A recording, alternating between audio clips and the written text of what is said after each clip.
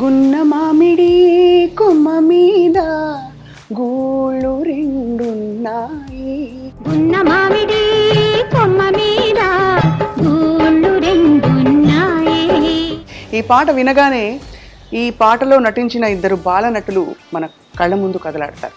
వారిలో ఒకరు ఇంతింతై వటుడింతై ఎదిగి 50-55 సినిమాల్లో యాక్టర్గా నటించడమే కాకుండా చైల్డ్ ఆర్టిస్ట్గా గొప్ప పేరు తెచ్చుకున్నారు. కానీ ఒక్కసారిగా తెర నుంచి మాయమైపోయి ఇంకో రంగంలోకి వెళ్ళిపోయారు. వారే ఇప్పుడు చాలా ప్రసిద్ధిగాంచిన వ్యాపారవేత్త. అండ్ అన్నిటికంటే విశేషం ఏంటంటే వారు ద వన్ అండ్ ఓన్లీ సాక్షాత్తు లెజెండ్ ఘంటసాల గారి ఇంటి అల్లుడు. మిమ్మల్ని చూడగానే ఒక గొప్ప నటుడికి ఉండవలసిన క్వాలిటీస్ అన్నీ కనిపిస్తున్నాయి. కానీ ఇవాళ మీరు తెర నుంచి తప్పుకున్నారంటే కొంచెం అయ్యో అనిపించింది. ఒక పిక్చర్లో నన్ను తీసేశారు. నేను శ్రీదేవి యాక్ట్ చేస్తున్నాం. ఆ పిక్చర్లో ఏమైందంటే ఆయన మా ఇంటికి వచ్చి నన్ను కావలించుకుని ఏడ్చాడు. నాకు ఎందుకు ఏడుస్తున్నాడో తెలియదు. ఎరా కాలు దగ్గరికి వచ్చిన అవకాశాన్ని ఏంటి కాలు దంతున్నావు ఏంటి, నేను కొవ్వు ఎక్కిందా అన్నాడు. నాకు ఈ ఫీల్డే వద్దనుకుంటున్నాను. నీ ఇష్టం అన్నాడు. కాళ్ళకి నమస్కారం చేసి వచ్చేసి when I can be sure of winning somewhere else, why should I go and place నా ఎక్స్పెక్టేషన్స్ వచ్చి ప్రజలు నన్ను ఆమోదిస్తేనే నేను గొప్ప. అమ్మగారి ఆశ నేను హీరో అవ్వాలి. తర్వాత మీరు బిజినెస్ మ్యాన్ అవ్వాలనే కోరిక ఎప్పుడు బలపడింది? తాతగారు బాగా పెద్ద బిజినెస్ మ్యాన్ అని వినికిడి, నేను పుట్టలేదు అప్పుడు. వాళ్ళలాగా మనం చితికిపోయామే అనే ఒక బాధ అయితే మనకి ఉండేది. ఇలాగ చిన్నప్పుడు బలపడిన కారణాల వల్ల నేను 2వ క్లాస్లోనే బిజినెస్ మ్యాన్ అవ్వాలని తీర్మానించుకున్నాను. నాకేమో డబ్బులు రోడ్లో పోసి ఎందుకు ఎవరు ఏరుకోవట్లేదు అనిపిస్తుంది. అలా పడుంటే ఎందుకు చూస్తూ ఊరుకుంటున్నారు, ఏరుకోవచ్చు కదా, ఇంత కష్టపడుతున్నారు ఏంటి. సో మరి వ్యాపార సామ్రాజ్యం మీది పెద్ద చేసుకుంటూ ఘంటసాల గారి ఇంట్లోకి మీ ఎంట్రీ ఎలా జరిగింది? మీరు వ్యాపారవేత్తగా ఎదుగుతూ అనేక రకాల బిజినెస్లు ఐడెంటిఫై చేశారు. బట్ ఫైనలీ ఇందులో కూడా మీ కాలింగ్ ఏమిటంటే ఎలా మీకు? నా దగ్గర పని చేసే పని మనుషుల పిల్లల్ని అమెరికాలో పంపించాను. అద్భుతం సార్. స్లమ్స్లో ఉండే వాళ్ళని పైకి తీసుకొచ్చాను. ఒక 115 విలేజ్ స్కూల్స్ని అడాప్ట్ చేసుకుని. మీకంటూ ఇవాళ ప్రత్యక్షమే భగవంతుడు నీకు ఇంకేం కావాలని అడిగితే ఏమడుగుతారు? మళ్ళీ ఇదే లైఫ్, నెక్స్ట్ లైఫ్లో కూడా నాకు ఇదే పెళ్ళాన్ని ఇదే పిల్లల్ని మనం. అంత మంచి మాట అన్నారు. శాంతి గారు విన్నారంటే పొంగిపోతారు. దానికి రోజు చెప్తాను, అందుకనే అది దానికి నసగా ఉంటుంది.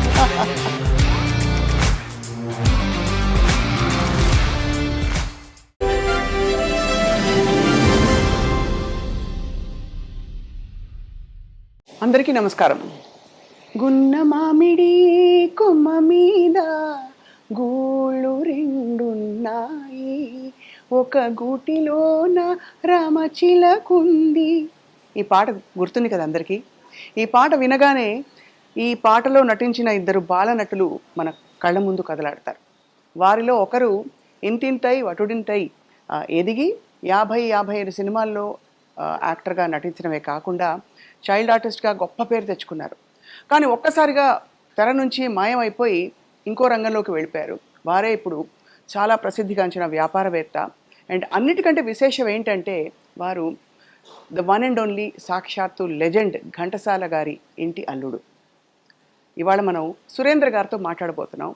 నటుడిగా, బాల నటుడిగా, ముఖ్యంగా ఘంటసాల గారి ఇంటి అల్లుడుగా అండ్ వ్యాపారవేత్తగా వారి ప్రయాణం ఏంటో తెలుసుకుందాం ఈ ప్రత్యేక కార్యక్రమంలో. సార్ నమస్కారం. నమస్కారం అమ్మా. మిమ్మల్ని చూడగానే ఒక గొప్ప నటుడికి ఉండవలసిన క్వాలిటీస్ అన్నీ కనిపిస్తున్నాయి. కానీ ఇవాళ మీరు తెర నుంచి తప్పుకున్నారంటే కొంచెం అయ్యో అనిపించింది. నిజంగా మాట్లాడాలంటే అమ్మా, నాకంత గొప్ప లక్షణాలు ఏం లేవు.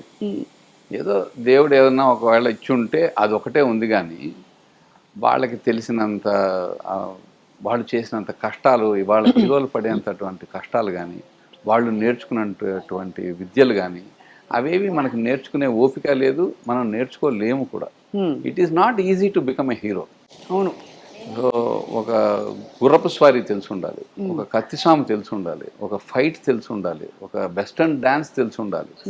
ఇన్ని తెలుసుకుని కానీ ఒక అతను ఎంతో శ్రమిస్తే కానీ హీరో కాలేడు. అవును, మన దగ్గర అంత సీన్ లేదు, అందుకని మనం అవ్వలేదు. అయ్యయ్యో, కానీ దాని మీద అంత ఇంట్రెస్ట్ కూడా లేదు. ఇంట్రెస్ట్ కలగలేదు, అది మెయిన్. ఇంట్రెస్ట్ ఉంటే తప్పకుండా వీటిలో కొన్ని లక్షణాలు తక్కువ ఉన్నా కూడా చాలామంది సూపర్ హీరోస్ అయిన విషయాలు మనం వివరాలు విన్నాం చాలా వాళ్ళ జీవితాలు తెలుసుకున్నప్పుడు. But sir, how was your life as a child artist? ఎలా? చాలా బాగుండేది. మా అమ్మగారి ఆశ నేను హీరో అవ్వాలని. సో మా తాతగారు పెద్ద వ్యాపారస్తుడు విజయవాడలో. 1958లో ఆయన చనిపోయిన తర్వాత ఏదో ఇన్కమ్ ట్యాక్స్ గొడవల్లో మా ఆస్తులన్నీ పోయాయి. మేము ఆల్మోస్ట్ ఏమీ లేని ఒక స్థితికి వచ్చాం. అలాంటి స్థితిలో మేము మెడ్రాస్కి వచ్చి ఒక సొంత ఇల్లు కొనుక్కుని, మా దగ్గర ఒక 12 కార్లు ఉండేవి మా తాతగారు వ్యాపారం చేసే టైంలో. 12 కార్లు అండి? 12 కార్లని తీసుకొచ్చి ఇక్కడ పీటీలకి తిప్పుకునేవాళ్ళు. మా అమ్మగారు నడిపించేవారు ఆ వ్యాపారం. సో ఆ కార్యక్రమంలో ఈ ప్రొడ్యూసర్లు, మేనేజర్లు పరిచయం అవ్వడం వల్ల మా అబ్బాయిని ఆర్టిస్ట్ని చేస్తానని నన్ను చైల్డ్ ఆర్టిస్ట్గా ఆవిడ ఇంట్రడ్యూస్ చేయడం. అది మాకేమో అందరూ తెలిసిన వాళ్ళే. ఇప్పుడు రామారావు గారి ఫ్యామిలీ మాకు బాగా క్లోజ్ ఒకప్పుడు. ఆయన మా నాన్నగారికి ఆయన బాగా తెలిసిన వారు. ఇద్దరు విజయవాడ పక్కన కావడంతో కొంచెం మంచి పరిచయాలు అవి ఉండేవి. అలాగా ప్రహసనం నడిచింది. మొదటి అవకాశం ఎలా వచ్చింది సార్ మీకు? నాకు తెలియదమ్మా, అసలు అది నాకు 6 ఏళ్ల ప్రాయం. నేను మొదటి అవకాశం వచ్చినప్పుడు పిన్ని అని ఒక పిక్చర్, దాంట్లో యాక్ట్ చేశాను. తర్వాత మాతృదేవత అని ఒక పిక్చర్, దాంట్లో మా అక్కయ్య యాక్ట్ చేసింది. యాక్చువల్గా మా అక్కయ్య పెద్ద పేరుగాంచిన కొరియోగ్రాఫర్. ఇవాళ she's national award winner and 5-6 Filmfare awards వచ్చాయి. మా బావగారు కూడా చాలా పేరు వచ్చిన ఆయన. దాంట్లో ఆ అమ్మాయి వేసింది ఫస్ట్ క్యారెక్టర్. దానికి కాలు విరిగింది. ఆ పిక్చర్ జరుగుతుండగా కాలు విరిగితే కంటిన్యూటీ పోతుందని వచ్చి నన్ను చూసి ఇద్దరు కవల పిల్లల్లాగానే ఉన్నారు, దీన్ని వేసుకుని ఫినిష్ చేస్తామని ఒక సీన్ నాతోటి తీశారనమాట. అదే నా ఫస్ట్ స్టార్టింగ్.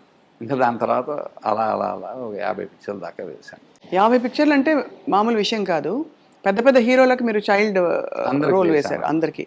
సో అప్పటి రోజుల్లో బాగా ప్యాంపర్డ్ కిడ్ మీరు? అంటే అలా చెప్పలేను, కానీ ప్యాంపర్డ్ అన్నది ఆ కాలంలో లేదమ్మా. ఆ కాలంలో వాడే పదాలు కాదు ఇవి.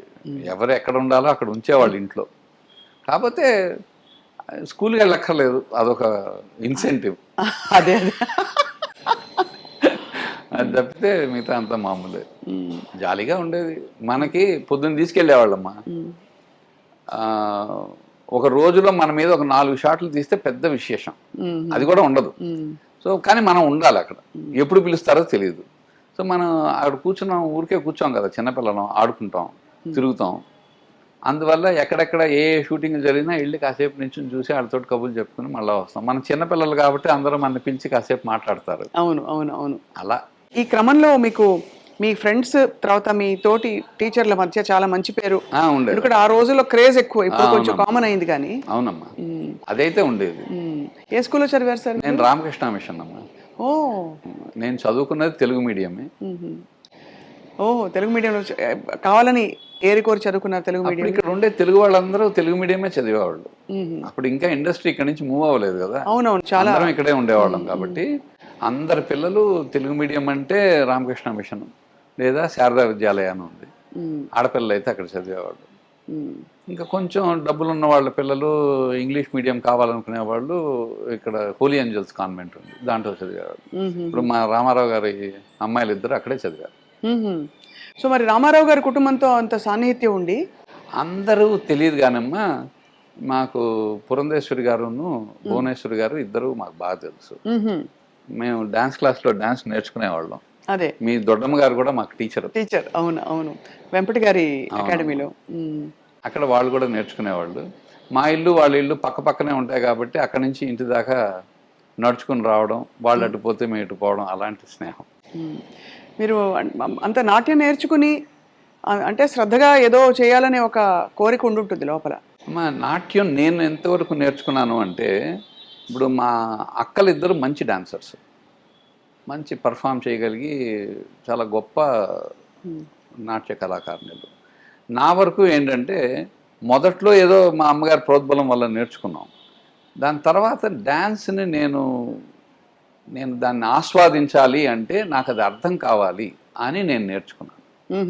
ఆ ముద్రలు, ఆ భావాలు, వాళ్ళు పెట్టేవి ఏమిటి, ఏది చెప్తున్నారు అన్నది మనకు అర్థమైతే కానీ మనం దాన్ని ఎంజాయ్ చేయలేము అన్న ఒక విషయం కోసం నేను నేర్చుకున్నాను. తర్వాత మీరు బిజినెస్ మ్యాన్ అవ్వాలనే కోరిక ఎప్పుడు బలపడింది ఇంట్లో పెద్దవాళ్ళని చూసిన తర్వాత? మా తాతగారు బాగా పెద్ద బిజినెస్ మ్యాన్ అని వినికిడి, నేను పుట్టలేదు అప్పటికి. సో పెద్ద పెద్ద వాళ్ళందరూ తెలిసిన వాళ్ళు, వాళ్ళలాగా మనం చితికిపోయామే అనే ఒక బాధ అయితే మనకి ఉండేది. ఎలా ఉండేదంటే ఇంట్లో మాట్లాడుకుంటున్నారు కాబట్టి ఉండేది, లేకపోతే మనకేం తెలుసమ్మా, మనం హాయిగానే ఉండేవాళ్ళం. ఓహో ఇలా ఉండేదని. ఏదో ఒక యాపిల్ ఉందనుకోండి, యాపిల్ కావాలని 6 మంది పిల్లలం, యాపిల్ కావాలని ఏడ్చేవాళ్ళం. ఏడిస్తే ఒకటే యాపిల్ 2 యాపిల్లో ఉంటే ఎవడో వాడు పట్టుకుపోయేవాడు, మిగతా ఆవిడకి ఏడుపుంటుంది. ఆ ఏడుస్తుంటే మా అమ్మమ్మ గారు ఏడుపు. నేను ఏడుస్తున్నాను బాగానే ఉంది, నువ్వెందుకు ఏడుస్తున్నావు అంటే, మీ ఇంట్లో యాపిల్ కాయలు అలా ఉంటే అలా ఇసిరేసేవాళ్ళు, డ్రైవర్లు పట్టుకుపోయేవాళ్ళు, నీకు తినడానికి లేదేరా అని ఆవిడ ఏడ్చేది. ఓహో ఓహో ఇలాంటిది ఒక సీన్ ఉండేదా మనకి అని. ఇలాగ చిన్నప్పుడు బలపడిన కారణాల వల్ల నేను 2వ క్లాస్లోనే బిజినెస్ మ్యాన్ అవ్వాలని తీర్మానించుకున్నాను. అంటే బాగా సంపాదించాలి అది అది అది అండ్ సక్సెస్ అయ్యారు. అంటే మా జీవితం చాలా ఒడిదుడుకులు. అది ఎలా అంటే, ఒక స్టేజ్లో ఈ పిక్చర్లు ఎప్పుడైతే నేను 7వ క్లాస్లో మానేశాను, 8వ క్లాస్లోనూ మానేశాను, దాని తర్వాత చదువు మీద పెద్దగా ధ్యాస పోకపోతే ఎవడో ఇంటికి వచ్చి జాతకం చెప్పాడు. అది చూసి నా చెయ్యి ఇసిరేసాడు వాడు. విసిరేసి వీడు చదువు రాదు, వీడు ఎస్ఎల్సి ఫెయిల్ అన్నాడు. అప్పుడు నాకు మనసులో పట్టుదల కలిగింది, ఈడెవడు నా లైఫ్ గురించి చెప్పడానికి, నేను పాస్ అయ్యి చూపిస్తాను. సో అది ఎస్ఎల్సి ఏదో అట్లా ఇట్లా కష్టపడి పాస్ అయ్యాం. పాస్ అయిన తర్వాత పియూసీ చేరాం. పియూసీ చేరితే పియూసీలో నేను కాలేజ్ ఫస్ట్ వచ్చాను. దాని తర్వాత డిగ్రీ చేస్తున్నప్పుడు ఎలాగో వ్యాపారం అంటే డిగ్రీ తర్వాతే వెళ్ళాలి, అంతకు ముందు వెళితే మన ఎవరు పట్టించుకోరు అనే ఒక మనసులో అందరూ చెప్పడం నాకైతే ఎస్ఎల్సీ తోటి ఆపేసి వ్యాపారానికి వెళ్ళిపోవాలనుకున్నాను. సరే కాదు అంటే, సరే ఎలాగో డిగ్రీ చదువుతున్నాం కాబట్టి దీన్ని గట్టిగా ప్రయత్నం చేయాలి అనుకున్నాను. నేను యూనివర్సిటీ గోల్డ్ మెడల్ తీసుకున్నాను మ్యాథమెటిక్స్లో. దాని తర్వాత నేను ఐఏఎస్ ప్రిలిమినరీ ఎగ్జామ్ కూడా పాస్ అయ్యాను. పాస్ అయిన తర్వాత ఉద్యోగం వెళ్ళాలి అంటే లంచాలు తీసుకోకుండా డబ్బులు సంపాదించలేము, వాళ్ళు ఇచ్చే జీతాలతో అయితే నేను అనుకున్న కళ జరగదు. అవును. అప్పుడు ఈ ఉద్యోగాలు మనకి పడవు అని డిసైడ్ అయిపోయి నేను ఇంకా ఫైనల్ రాయకుండా ఇంకా ఉద్యోగం స్టార్ట్ చేశాను. ఫస్ట్ హిందుస్థాన్ కంప్యూటర్స్ లిమిటెడ్ అని ఆ కంపెనీలో నేను సిస్టమ్స్ అనలిస్ట్గా నాకు వచ్చింది. అక్కడ 1500 రూపాయలు జీతం, ఎయిర్ కండిషన్ క్యాబిన్, అంతా వ్యవహారం బాగుంది. కానీ నాకు అక్కడ నచ్చలేదు. అప్పుడు ఒక అమ్మాయిని నేను లవ్ చేసేవాడిని. ఏదో మా వాళ్ళందరూ కలిసి ఆఫీస్లో నన్ను సింగపూర్కి ట్రాన్స్ఫర్ చేశారు. వెళ్తే అక్కడ 3 సంవత్సరాలు ఉండాలి. అందరూ ఎగబడేవాళ్ళు ఆ సింగపూర్ ఆపర్చునిటీకి మా ఆఫీస్లో. నేనేమో వెళ్ళి నాకు వద్దండి అన్న. ఆయన నా జీఎం చాలా మంచి, ఆయన చాలా గొప్ప వ్యక్తి. ఆయనేమో పిల్ల వేషాలు లేకపో, వెళ్ళి పని చేసుకుని సంపాదించుకురా అన్నాడు. లేదు సార్ అన్న. 4-5 సార్లు అంత, అసలు నీ ప్రాబ్లం ఏంటన్నాడు. నేను చెప్పాను, నేను వెళ్తే అమ్మాయికి పెళ్ళి అయిపోతుందేమో అని డౌట్ అండి, అందుకని నేను వెళ్ళను అన్నా. ఆయనకి చాలా కోపం వచ్చింది.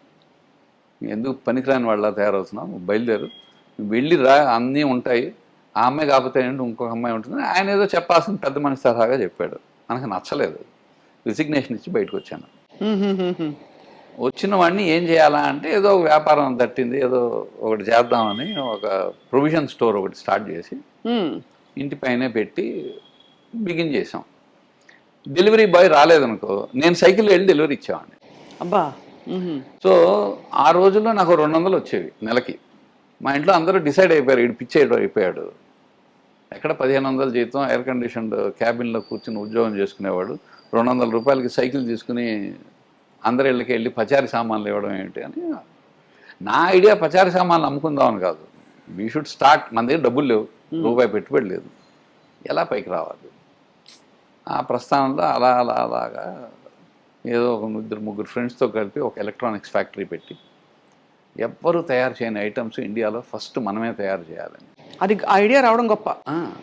అవన్నీ వెళ్ళి తెలుసుకుని కొన్ని చేసాం.